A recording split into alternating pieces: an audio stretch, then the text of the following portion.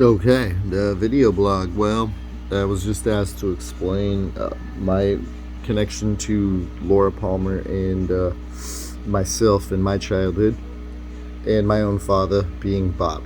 And I believe Bob is inside of all of us. We choose to allow how far we go into it. Dale Cooper being an archetypal character of good virtue and truth, the search for truth, and the whole town of Twin Peaks is very much a metaphor for how America just doesn't pay attention to what's really going on, even in our own homes, every night. And so, you know, uh, without going into graphic detail about my childhood, I'll just say that I repressed that for a very long time. It didn't seem to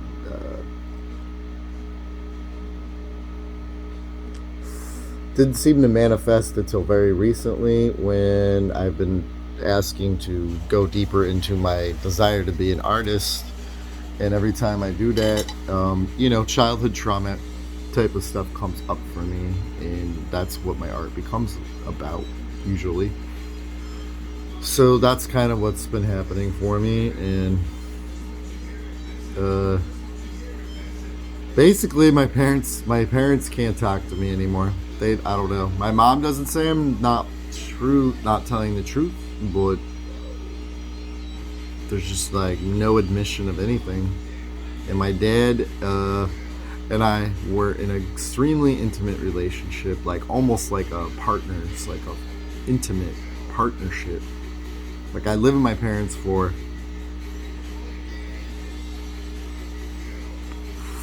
like 2 years, about 2 years, maybe a little less. Maybe, I don't know. Maybe even a little longer.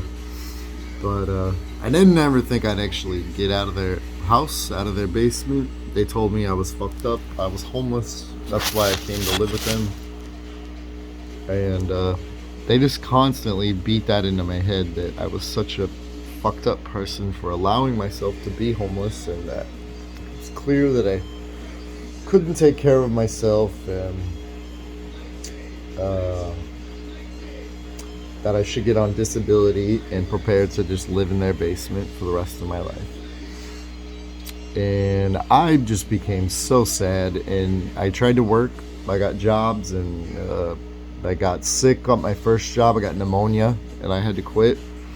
And the second job, they fired me. They fired me the day that Trump got elected president, because I was the only white, bearded, fucking straight male, supposed straight male, that worked at this woman-owned bakery. With everyone was gay, and I did no tattoos. I still don't have any tattoos. But anyways, that always really bothered me. I even voted for Hillary, you know, whatever. Anyways, I got fired, and I tried to get a job for like 6 months as a barista. And man, I think I applied to maybe 15 places. I had 15 interviews. I applied to a lot more places than that, and I didn't get a job. So one day I declared to my parents that I don't want to get a job, and that I want to become an artist, and that the only thing that I want to do is that, and that I'm going to work on that. And I would like them to support me in that. And they were like, yep, we're into that. We want to help you do what you want to do. Because at that point, I would just barely get out of bed, barely leave their basement. And then I just wouldn't do shit except, just watch TV and do the chores they made me do.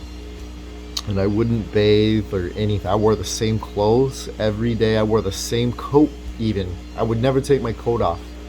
Ever, dude. Inside their house, even when I went to bed, I would just wear the same coat. The clothes I wore the same clothes for, when I was homeless, I could wear the same clothes a month at a time, dude. Sometimes longer, dude.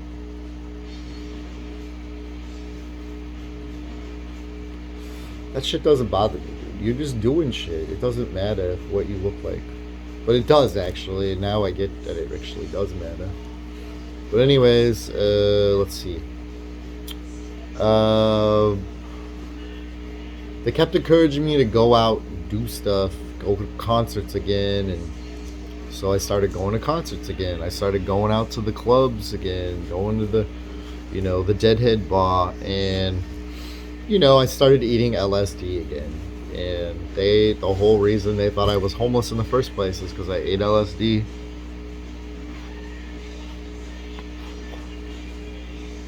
They basically equivalent all my mental problems with LSD. And then they even have like doctor proof or whatnot. Schizoid active or whatnot is what they call it. And they sent me the NAMI, their little descriptions of all the mental illnesses of people face, and I literally have all of them, dude. Every single one of them I've experienced almost on a daily. So I told them that, and they don't care. They don't care, dude. It's not about me. So anyways, I just started eating acid. My buddy gave me a sheet of acid. Actually, my former boss, pretty fucking big dick, but he gave me a sheet of acid, and I started eating the acid like every day. Every time I'd feel bad, which was seemingly a lot of times of the day, I just felt suicidal bad.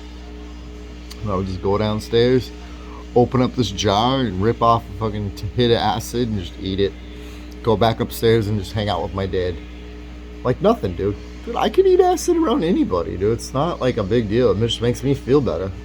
I don't see crazy shit. There's no fucking dragons. There's dragons already. So, I mean, what's the big shock? So then they go out of town. And they leave me at home alone. And I'm like, I'm enjoying it. I'm enjoying being there alone. Really get back into my roots of like being outside, creating art, how it was when I was homeless, like free. And I decide that I'm gonna paint up this mandolin that I have and like put all the cool shit on there that I like and glue it on there. And the sheet of acid had like a comic book strip on it, and it was fucking cool.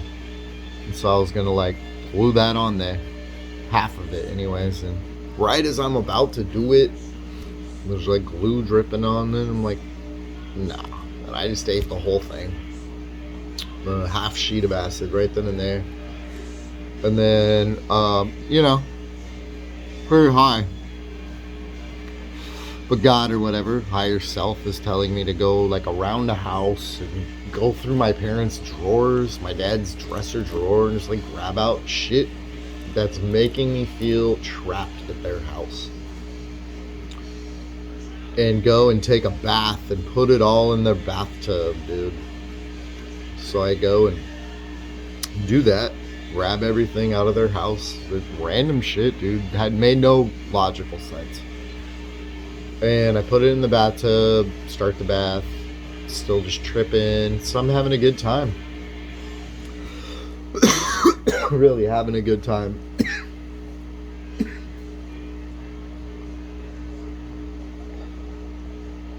And then I get in the bath, and immediately I'm like flooded with an infinite number of memories of being ass raped, sodomized, touched inappropriately, forced to do things unimaginable, on repeat. And I jump out of the bathtub, and I'm on the ground puking and sobbing and puking and sobbing, and I was like, wow, okay. And I forgot to kind of important part, kind of the catalyst of it, really. I was up at Widespread Panic up at Red Rocks, and I found like a wallet on the ground with like a shit ton of cocaine in it, and I started partying with this kid that I met in San Francisco, that I knew he was homeless in San Francisco, and I invited him back to my house. He was very interesting, to say the least. This guy, all he wanted to do was have a black man's dick in his mouth. That's all he talked about all night. Like, we were having a conversation, and all he could talk about, and he'd be on his phone like looking at porn, trying to meet some guy to, suck their dick. And he just like wouldn't calm down, and I was just so high and just wanted him to shut the fuck up and calm down. And I was like, hey man, take a bath. And we go upstairs, and this is before all this shit happened. And he goes in the bathroom, and I start the bath up, and he turns into white as a ghost, walks out of my parents' house, out the front door, leaving all of his personal possessions, his shoes, his everything, and is out of my fucking house. And he's like, I can't go back in there. And I'm like, what do you mean you can't go back in there? He's like, I cannot go back in there. I was like, well, do you want to go on a walk around the neighborhood? And he was like, yep. We go around the neighborhood and come back to the parents' house, and he just was like, I'm not going back in there. I was like, do you not want your stuff? And he was like, nope. And he just walks away barefoot in the suburbs of fucking Denver, Colorado. And like, that just struck me as pretty weird.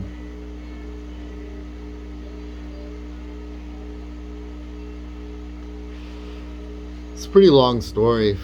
Glad it's a video blog, because then I could share this with other people, maybe even my mother. But I've already told her, and I just feel like she's unable to hear what I'm saying. I told my brother, and he told me I was a liar. And then that was years ago. And then we recently talked, and of course I sexually abused my brother. I mean, I have so many memories of that. And he says that even before me, there was another person, another man, and he can't see their face. This is our last conversation. It's like, wow. So getting back to the topic of the whole, story of how my father is Bob from Twin Peaks. Because everyone sees Leland Palmer as this model citizen that is a joy to be around, and no one could possibly in their wildest dreams or nightmares imagine that Leland Palmer could do those things a lot, daily. And if you met my father, you would, he is almost, he even dresses like Leland Palmer.